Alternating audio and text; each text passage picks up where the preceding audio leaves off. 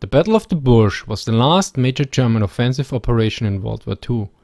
Yet it caught the Western Allies by surprise. How was this possible?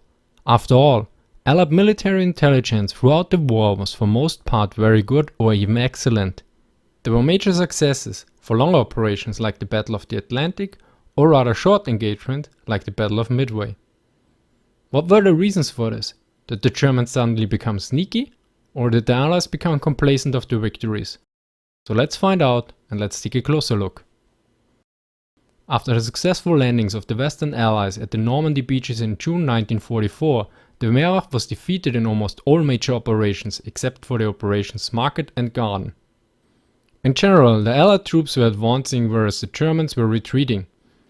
Shortly before the Battle of the Bulge, the basic attitude of Allied commanders is probably well expressed by the following situation. One day prior to the attack, the British Field Marshal Montgomery asked General Eisenhower if he can spend Christmas back in England. Eisenhower agreed.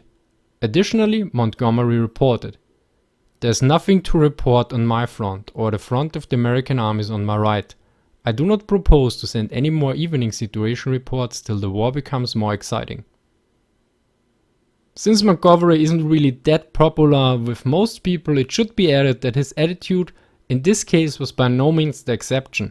It was the same for other high-ranking officers too. This may sound a bit like complacency, but let's not make hasty conclusions yet. Instead, let's look at the German preparations for the Battle of the Bulge, which they called Operation Wacht am Rhein, meaning guard at the Rhine. The initial preparations were performed in August 1944 by creating a new tank army, intended for offensive operations. Yet any other information was omitted from involved personnel.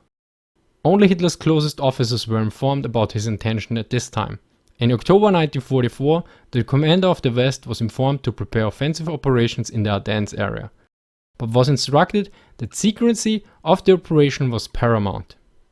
The measures for keeping the operation secret were strict. In some cases, units were moved into the assembly areas only the night prior to the attack, which thwarted any attempts for proper recon operations. Additionally, the Germans were ordered to not transmit orders by radio. Thus the signal interception program Ultra by the Allies couldn't pick up anything substantial. Yet the question is, did the secrecy pay off? Or did the Allies pick up substantial information from other sources anyway? So let's look at the indicators for the German offensive that the Allies did pick up. In the book The Ardennes Battle of the Bulge, from the Center of Military History of the United States Army, it is noted, with the advantage of hindsight, 7 items can be discerned in the core reports for the period 13 to 15 December, which might have given the alarm. But there's one problem with this book. It was published originally in the 1960s, and at that time the Ultra Intelligence Program was not yet declassified yet. Hence crucial information was not available to historians back then. Also, looking just at the days before the attack might be a bit too limited. After all, it was known to the Allies since August 1944 that the Army Group B was preparing for a counterattack. The Allies also knew about the creation of a Panzer Army and the German removal of motorized units on different front areas. Additionally, large parts of the Luftwaffe were concentrated in the area and an increasing number of rail and motor transport were noticed too. The crucial indicators before the attack were: first, warnings by defectors and civilians that the Germans amassed vehicles, tanks and bridging equipment.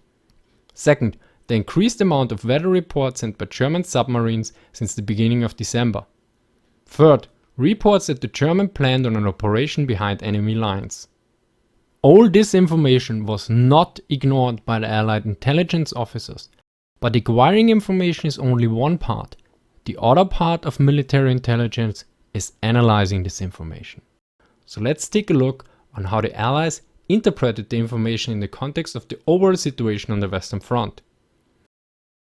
The area eastward of the Ardennes was rather calm, hence the major explanation for troop concentrations was that the area was used for regrouping and refreshing combat troops before they were sent to the Eastern Front or used for counterattacks in case of an Allied advance.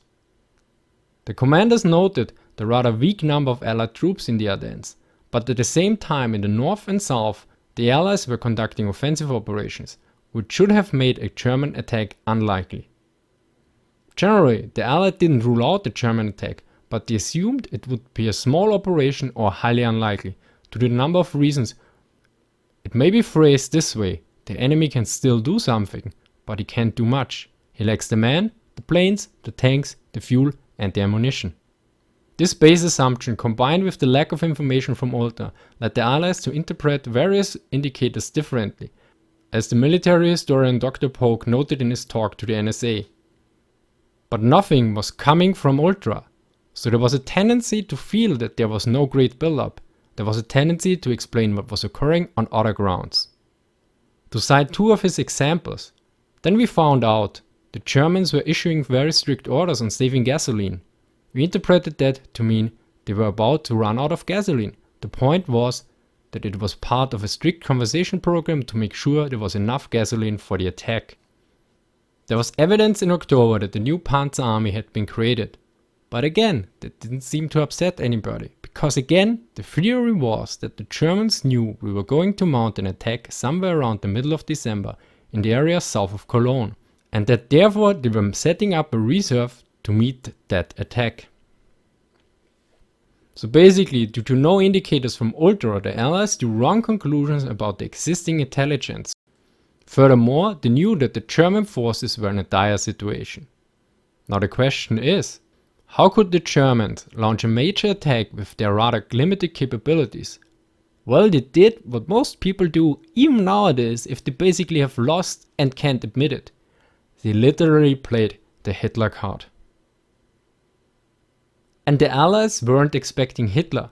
Probably the greatest irony is that Montgomery's intelligence officer noted that he would expect a surprise action before Christmas if Hitler was running the war, but added, "We know that von Rundstedt is now running the war, and he's a cautious man."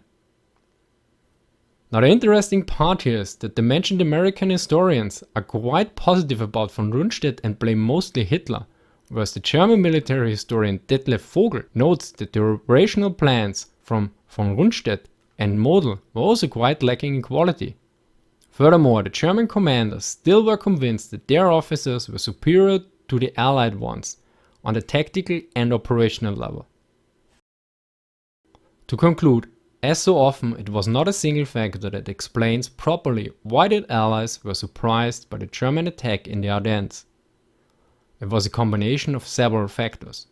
First off, the Allies knew that the overall strategic situation for the Germans was dire. Thus the Germans' ability to launch a proper offensive was limited, and the result of the battle clearly confirms this.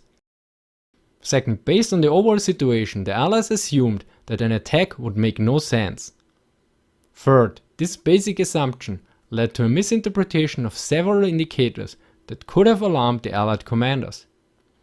Fourth, these misinterpretations were also not re-evaluated because Ultra didn't pick up any indications of a major attack. Which of course brings us to the fifth point, which is the lack of intelligence that was achieved by high secrecy enforced by the Germans during the preparations of the Operation Wacht am Rhein. Based on all this, the Allies concluded that there were no indicators of a major offensive. Based on the information given and the conclusion, one might still argue that the Allies got complacent of their victories. To a certain degree, this is probably true. Yet after the initial German attacks, the overall size of the offensive wasn't known. Nevertheless, Eisenhower assumed a major attack and immediately reacted. He ordered troops into key areas, probably best known the 101st Airborne Division to the Bastogne area. Now if someone really wants to pinpoint only one factor, which I think is almost always an oversimplification, I would say the gravest error of the Allies was to assume that they were facing a rational enemy that wasn't willing to risk everything, even though the chances were very slim. Thank you for watching. Please like, comment, share and subscribe. And see you next time.